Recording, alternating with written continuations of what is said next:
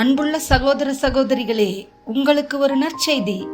நாம் வரவிருக்கும் 2025 ஆண்டு ஜனவரி 1 365 நாட்களுக்கும் 365 தலைப்புகளின் கீழ் வேத வசனங்களை வாசித்து பகிர இருக்கிறோம். நீங்கள் இதை அனுதினமும் கேட்டு தியானித்து ஆசீர்வாதத்தை பெற்றுக்கொள்ளுமாறு கேட்டுக்கொள்கிறோம். அது மட்டுமல்ல, இதை சப்ஸ்கிரைப் செய்து உங்கள் நண்பர்களிடமும் பகிர்ந்து கொள்ளுமாறு அன்புடன் கேட்டுக்கொள்கிறோம். நன்றி.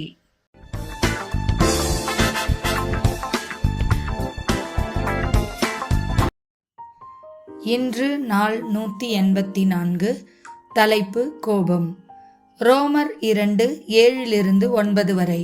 சோர்ந்து போகாமல் நற்கிரியைகளை செய்து மகிமையையும் கனத்தையும் அழியாமையையும் தேடுகிறவர்களுக்கு நித்திய ஜீவனை அளிப்பார். சண்டைக்காரராயிருந்து சத்தியத்திற்கு கீழ்ப்படியாமல் அநியாயத்திற்கு கீழ்ப்படிந்திருக்கிறவர்களுக்கோ உக்கிர கோபாக்கினை வரும்.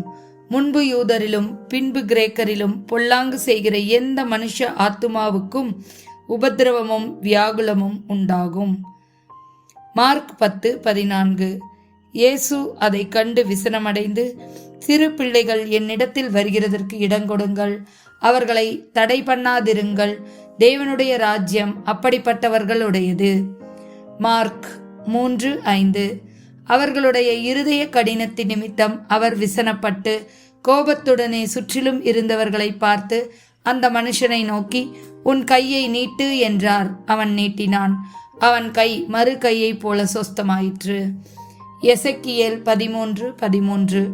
ஆகையால் என் உக்கரத்திலே கொடிய புசல் காற்றை எழுப்பி அடிக்க பண்ணுவேன், என் கோபத்திலே வெள்ளமாக அடிக்கிற மழையும் என் உக்கரத்திலே நிர்மூலமாக்கத்தக்க பெருங்கல் மழையும் சொரியும் என்று கர்த்தராகிய ஆண்டவர் சொல்கிறார். நாகும் 1:6. அவருடைய கோபத்துக்கு முன்பாக நிற்பவன் யார்? அவருடைய உக்கிர கோபத்திலே தரிப்பவன் யார்? அவருடைய எரிச்சல் அக்னியைப் போல இறைக்கப்படுகிறது, அவராலே கன்மலைகள் பெயர்க்கப்படும். 2 கொரிந்தியர் 7:11 மற்றும் 16. பாருங்கள், நீங்கள் தேவனுக்கேற்ற துக்கம் அடைந்ததுண்டே. அது உங்களிடத்தில் எவ்வளவு ஜாக்கிரதையையும் குற்றந்தீர எவ்வளவு நியாயஞ்சொல்லுதலையும் எவ்வளவு வெறுப்பையும் எவ்வளவு பயத்தையும் எவ்வளவு ஆவலையும் எவ்வளவு பக்தி வைராக்கியத்தையும் எவ்வளவு கண்டிப்பையும் உண்டாக்கிற்று. இந்த காரியத்திலே நீங்கள் எல்லா விதத்திலும் உங்களை சுத்தவான்கள் என்று விளங்க பண்ணினீர்கள். ஆகையால் எல்லா விதத்திலும் உங்களை குறித்து எனக்கு திட நம்பிக்கை உண்டாயிருக்கிறது என்று சந்தோஷப்படுகிறேன். ஆமென்.